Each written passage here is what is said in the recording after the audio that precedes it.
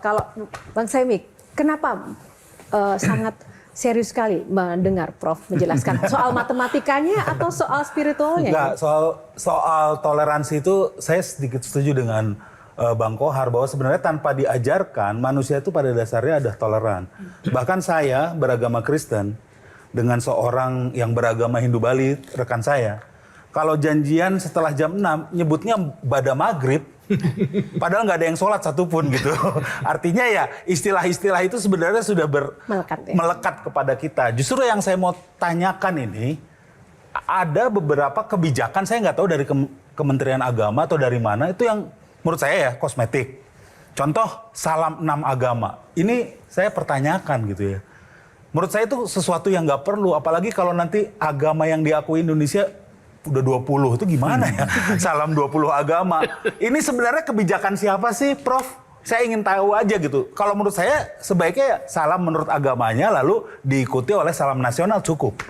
Nggak usah assalamualaikum, habis itu shalom, habis itu salam ini. Terus yang kedua, justru hal-hal yang esensi terlewat. Contoh, Jokowi kita kenal ya, itu ya produk politik tadi selalu mengajukan ide-ide toleransi. Tapi dalam pemerintahan Jokowi ada satu SKB 2 menteri yang tidak dibatalkan juga oleh beliau. Sampai hari ini masih berlaku ya, Prof. Nah, itu menurut Prof gimana soal SKB 2 menteri? Karena itu memicu juga konflik horizontal ketika ada pembangunan rumah ibadah. Oke, gitu. Yang pertama adalah terkait dengan 6 salam, yang kedua terkait SKB 2 menteri. Silahkan, Prof. Bagus sekali ya, orang yang berpendapat seperti Adinda itu banyak. Tapi saya kira lebih banyak lagi orang yang tidak keberatan dengan salam itu semua. Bagi saya pribadi kan, universal values itu kan tidak mesti harus ada dasar formalnya kan. Apa yang sudah menjadi universal values, nilai-nilai universal dalam satu masyarakat itu, sepanjang tidak ada yang keberatan, apalagi kalau sepanjang hal itu merasa diwongke istilah Jawanya kan, what's wrong? Kita memberikan sesuatu yang menyenangkan orang lain sepanjang itu tidak merusak akidah masing-masing.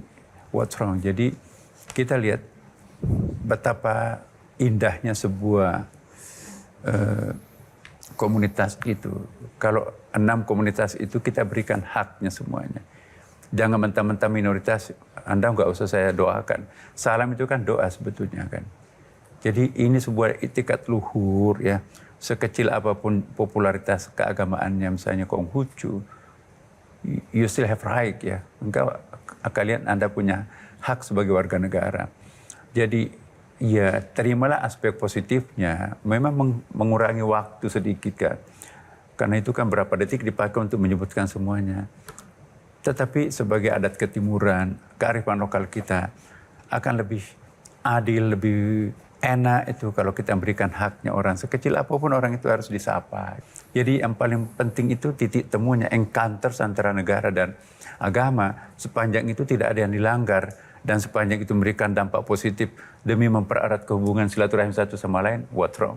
Saya kira nggak ada masalah. Yang pertanyaan kedua ya, Saimi tadi, SKB 2 menteri. Begini, Pak Jokowi itu memang, SKB itu kan dulu ada historical background-nya ya kan.